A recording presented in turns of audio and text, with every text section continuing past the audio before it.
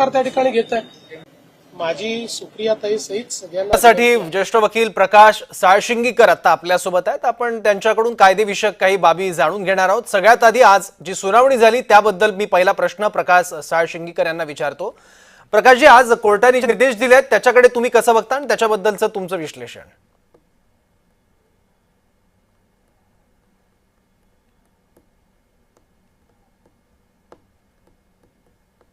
आज जी कोर्टामध्ये सुनावणी झाली, ह्या सुनावणीमध्ये कोर्टाने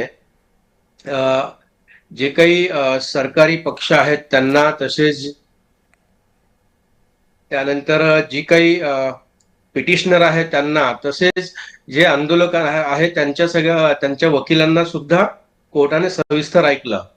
यामध्ये कोर्टाच्या समोर जो आज एक टाइम्स ऑफ इंडिया वृत्तपत्र होता, त्यामध्ये जे काही बातम्या कोर्टाला त्यात दिसल्या त्यातल्या सर्वांच्या हेडलाईन्स बघून कोर्टाने सांगितलं की याची आम्ही दखल घेत आहोत.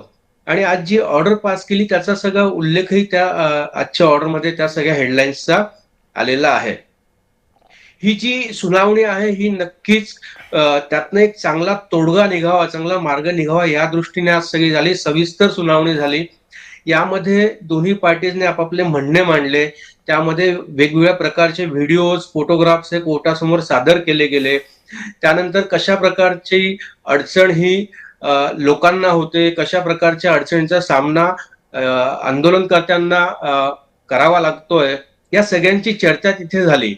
त्यानंतर जी परवानगी कोर्टाने दिली, जी परवानगी आंदोलनासाठी दिली होती, त्या परवानगीबद्दल ज्यावेळेस वकिलांना विचारलं की याच्याबद्दल पुढे काय झालं, तर एक दिवस ती परवानगी वाढवून घेण्यात आली होती असं तिथे हजर असलेल्या एका वकिलांनी त्यात सांगितलं.